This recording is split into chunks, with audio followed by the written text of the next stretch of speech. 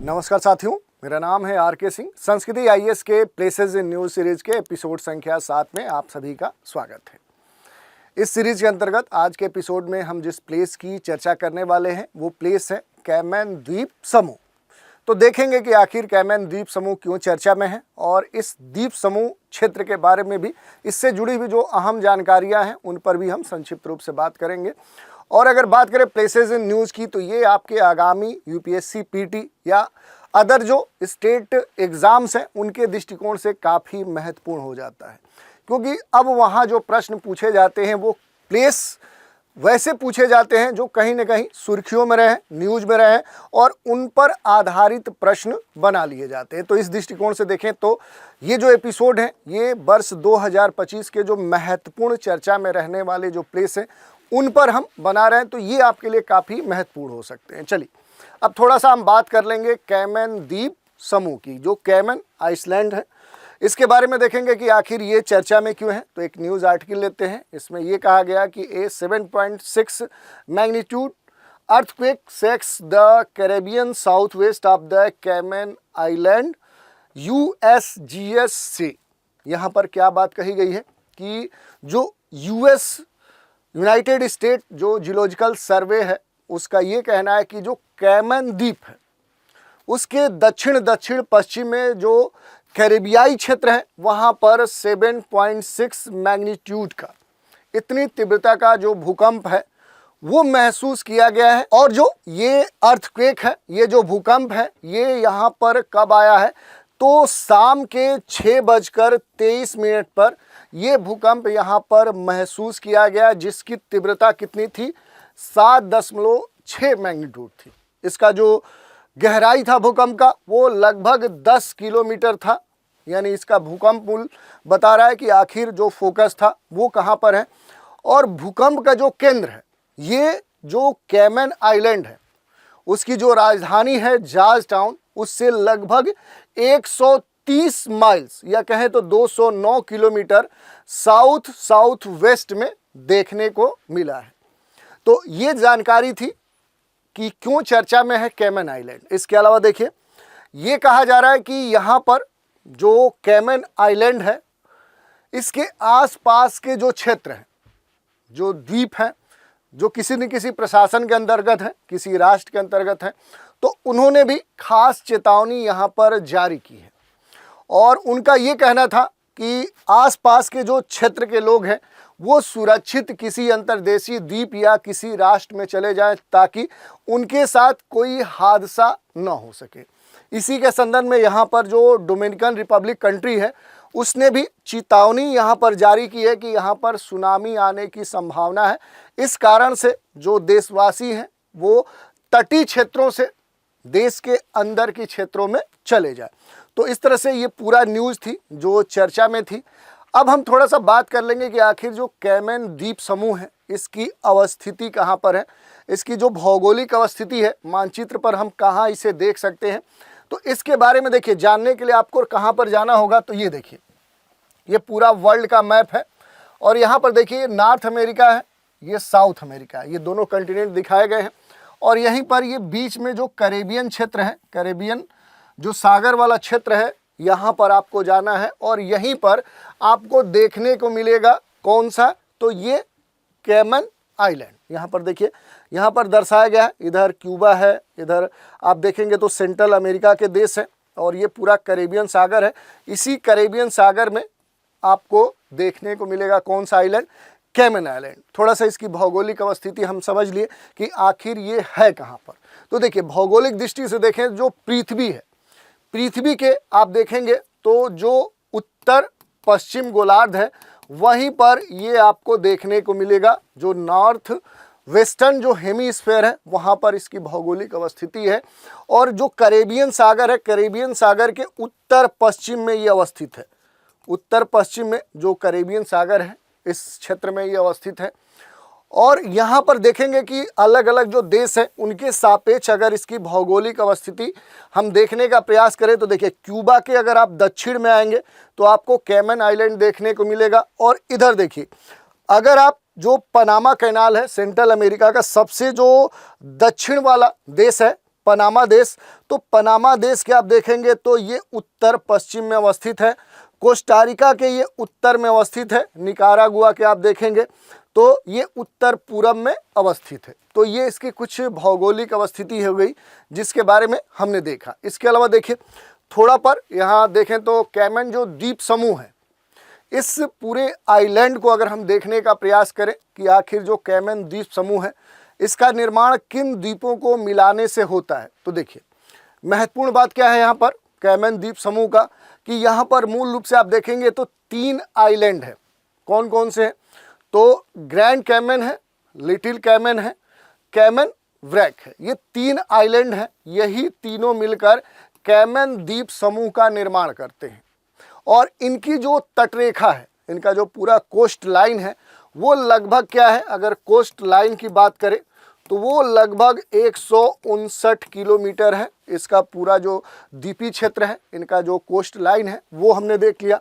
और अगर इनके एरिया की बात करें कि ये पूरा जो द्वीप समूह है, ये 3 जो आइलैंड हैं इनको मिलाकर इनका पूरा द्वीप समूह का जो क्षेत्रफल है वो कितना है, तो 264 वर्ग किलोमीटर इस पूरे आइलैंड का जो क्षेत्रफल है वो है। और ये 3 द्वीपों को मिलाकर ये आइलैंड का निर्माण होता है। कुछ अन्य विशेषताओं की हम बात करते हैं जो कैमन द्वीप समूह है। तो देखिए पहले हमने बताया कि यहाँ पर 3 आइलैंड आपको देखने को मिलेंगे। कौन कौन से, तो ग्रैंड कैमन, लिटिल कैमन और इधर कैमन ब्रैक।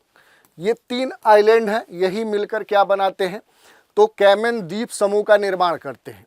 ये जो पूरा क्षेत्र है ये क्या है, ये एक स्वायत्त क्षेत्र नहीं है, ये ऑटोनॉमस कह सकते हैं क्षेत्र नहीं है, बल्कि इस पर जो अधिकार है, अगर अधिकार की हम बात करें कि ये पूरा जो क्षेत्र है ये किसके अधिकार क्षेत्र में आता है, तो ये एक कह सकते हैं कि ब्रिटिश विदेशी क्षेत्र में आता है। जैसे कुछ समय पहले हमने पढ़ा था कि जो पूरा इंडियन ओशियन है वहाँ पर जो डियो गार्सिया क्षेत्र है वो किसके अधीन आता है, तो कुछ समय पहले क्या था कि वो ब्रिटिश अधीन था, जिसको बाद में देखें तो उसने फिर से क्या किया है कि वहाँ पर जो देश हैं उन्हें सुपुर्द कर दिया है। लेकिन उसको लेकर आज भी जो यूएस है वो क्या कर रहा है कि अलग अलग मुद्दे वहाँ पर उठा रहा है, क्योंकि डियो गार्सिया पर उसका पूरा जो मिलिट्री बेस है वो स्थापित है। तो इसी तरह क्या है कि ये यहाँ पर क्या है कि ब्रिटिश क्षेत्र के अधीन ये एक कह सकते हैं कि क्षेत्र आता है।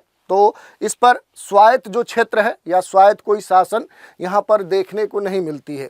अगर भौगोलिक विशेषताओं की बात करें तो ये जो पूरा क्षेत्र है यहाँ पर अगर हम वर्ष भर की बात करें, सालों भर क्या है कि जो सौर्य प्रकाश है, जो सोलर रेज है, सोलर जो रेडिएशन है वो देखने को मिलता है। यानी कहने का मतलब क्या है कि सालों भर यहाँ पर जो धूप है, जो सौर्य प्रकाश है वो देखने को मिलता है। और यहाँ पर जो तापमान होता है वो हमेशा सालों भर अधिक होता है। बशर्ते ये ध्यान देने वाली बात है चूँकि ये कैरेबियन क्षेत्र में आता है तो यहाँ पर उष्णकटिबंधीय जो तूफान है, जो चक्रवात है, जिसको यहाँ पर हरिकेन नाम से जाना जाता है, वो प्रभावित ये क्षेत्र माना जाता है। और यहीं पर अगर हम बात करें तो कैमन रिज आपको देखने को मिलेगी, जो कैमन रिज है। और ये जो कैमन रिज है, ये जो कटक है, ये कहीं ना कहीं इन द्वीपों के निर्माण के पीछे कारण भी है। जो कैमन रिज है ये यहाँ पर जो विशाल पानी का जो क्षेत्र है उसके नीचे एक पर्वत श्रृंखला है। और यहाँ के जो द्वीप निर्मित हुए हैं कहीं ना कहीं उनकी जो अवस्थिति है वो इसी कैमन रिज की जो रिज लाइन है उसकी चोटियों पर अवस्थित है। और इन चोटियों का जो विस्तार है यहाँ पर अगर आप देखेंगे तो सियरा जो मैस्ट्रा है या मिस्टेरियोसा जो बैंक है वहाँ तक ये फैला हुआ देखने को आपको मिल सकता है। और इसके जो गर्त हैं, जो फैली कैमन गर्त है वो इसके आसपास आपको देखने को मिल सकती है, इसके किनारों पर देखने को मिल सकती है। अब थोड़ा सा एक एक करके जो कैमन द्वीप समूह है उसके जो प्रमुख आइलैंड हैं उनके बारे में हम देख लेते हैं। तो पहले 2 जो छोटे आइलैंड हैं उनके बारे में देखते हैं। एक है ग्रैंड यहाँ पर जो कैमन है, और दूसरे तरफ आप देखेंगे तो लिटिल कैमन है और फिर कैमन ब्रैक है। तो पहले इन 2 आइलैंड की हम चर्चा कर लेते हैं। जो 2 छोटे आइलैंड हैं ये बहुत ही करीब है। आप देख सकते हैं कि जो बड़ा आइलैंड है उसकी अपेक्षा इनके बीच की जो दूरी है वो अपेक्षाकृत कम है।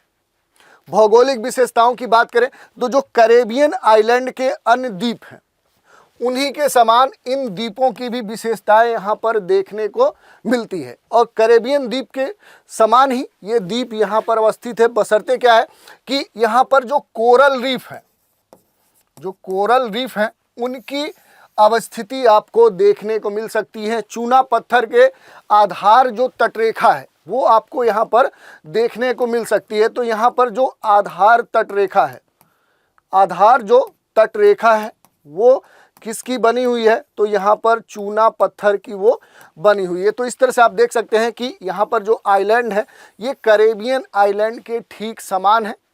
इनकी जो नज़दीकी है, इनके बीच की जो दूरी है वो ग्रैंड कैमन से कम है। इसके अलावा इनका जो आधार तटरेखा है वो चूना पत्थर का बना हुआ है, क्योंकि यहाँ पर ये पूरा जो द्वीप है ये क्या है, कोरल रीफ्स जो होते हैं उनसे घिरे हुए हैं। और निचले स्तर की जो आधार तटरेखा है वो चूना पत्थर के द्वारा निर्मित है। द्वीपों के अगर अंदर हम जाते हैं, जो पूरा द्वीपी क्षेत्र है, अगर इसके अंदर हम जाते हैं यानी द्वीपों के आंतरिक हिस्से में जाते हैं तो यहाँ पर कुछ छोटी छोटी पहाड़ियाँ और कुछ चोटियाँ भी हमें देखने को मिलती हैं। तो ये हमने देख लिया यहाँ पर जो महत्वपूर्ण दो छोटे जो द्वीप हैं, लिटिल कैमन और कैमन ब्रेक। यहाँ एक और महत्वपूर्ण बात है जो हमें देखना होगा, जो कैमन ब्रेक है इसके अगर हम पूर्वी भाग में जाते हैं तो यहाँ का इस पूरे द्वीपीय समूह क्षेत्र का सबसे जो हाईएस्ट कह सकते हैं प्लेस है वो देखने को मिलता है, और इसे यहाँ पर बोला जाता है ब्लफ। ये नाम दिया जाता है जो सबसे हाईएस्ट है। इसकी जो अवस्थिति है वो कैमन ब्रेक के क्षेत्र में ही देखने को मिलती है, और ये इसके पूर्वी भाग में देखने को मिलती है, सबसे जो हाईएस्ट प्लेस है, और इसे यहाँ पर नाम दिया गया है ब्लफ। तो ये हमने देख लिया जो दो छोटे आइलैंड है। अब थोड़ा सा जो बड़ा आइलैंड है उसके बारे में जो बेसिक जानकारी है उसके बारे में हम देख लेते हैं। बड़ा जो आइलैंड है वो है ग्रैंड कैमन। देखिए यहाँ पर आपने देखा कि ये ग्रैंड कैमन है। अब इसके बारे में जो बेसिक जानकारी है वो हम यहाँ बड़े मैप पे देखते हैं। इसकी जो भौगोलिक अवस्थिति है वो कहाँ पर है, तो ये कैरेबियन क्षेत्र में है। ये पूरा देखिए यहाँ पर कैरेबियन सागर के बारे में दिया गया है, ये पूरा कैरेबियन सागर है। इसी के उत्तर पश्चिम क्षेत्र में ये पूरा आइलैंड अवस्थित है। ये सबसे बड़ा आइलैंड है इस द्वीप समूह क्षेत्र का। तो ये आपको ध्यान देना, ये सबसे क्या है, लार्ज है, इसका क्षेत्रफल सबसे अधिक है। और इसकी दूरी यहाँ पर दिखाई गई है कि बाकी जो दो ये आइलैंड है, लिटिल कैमन और कैमन ब्रेक, इनसे जो दूरी है इसकी वो 135 किलोमीटर के आसपास है, या माइल्स में आप देखेंगे तो 85 माइल्स है। तो ये इसकी दूरी हमने देख लिया। इसके अलावा यहाँ पर एक महत्वपूर्ण आपको जलीय क्षेत्र देखने को मिलेगा। ये देखिए नॉर्थ साउंड, ये एक खाड़ी है, प्राकृतिक खाड़ी है। ये क्या है, ये प्राकृतिक खाड़ी है। तो इसकी जो अवस्थिति है ये आपके लिए महत्वपूर्ण है। यहाँ पर एक और प्लेस है वो है जॉर्ज टाउन। वो कहाँ पर देखने को मिलेगा, तो ये जो ग्रैंड कैमन है इसके अगर आप दक्षिण पश्चिम आएंगे तो तट पर ही ये देखने को मिलेगा प्लेस जॉर्ज टाउन। और ये है क्या, तो इस पूरे द्वीप समूह या कहें कैमन जो द्वीप समूह है उसकी क्या है, ये कैपिटल है, ये इसकी क्या है, राजधानी है। यही नहीं, ये पूरे द्वीप समूह का ये सबसे बड़ा क्या है, शहर है, सबसे लार्जेस्ट क्या है, ये सिटी है। सिटी ही नहीं है, यहाँ का पूरा जो प्रशासन है, यहाँ के जो वित्तीय कार्य हैं वो सब कहाँ से रेगुलेट होते हैं, ये सारे कार्य जॉर्ज टाउन से ही रेगुलेट होते हैं। तो ये हमने देख लिया आखिर जो ग्रैंड कैमन है इसकी अवस्थिति कहाँ पर है, और इससे जुड़े हुए जो महत्वपूर्ण प्लेस हैं उनकी भी हमने चर्चा कर ली।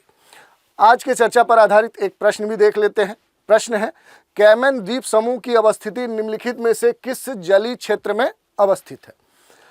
अरब सागर, कैरेबियन सागर, अटलांटिक महासागर, प्रशांत महासागर। आपको बताना है कि जो कैमन द्वीप समूह है ये किस क्षेत्र में है, दुनिया के किस भाग में है।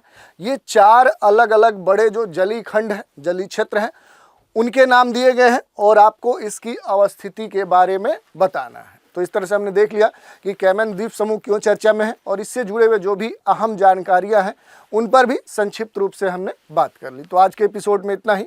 अगले एपिसोड में एक महत्वपूर्ण प्लेस के साथ फिर मिलेंगे और उस पर जो भी जानकारियां होंगी वो आपके साथ साझा करेंगे। तो आज के एपिसोड में इतना ही। आप सभी हमारे साथ बने रहें, इसके लिए धन्यवाद।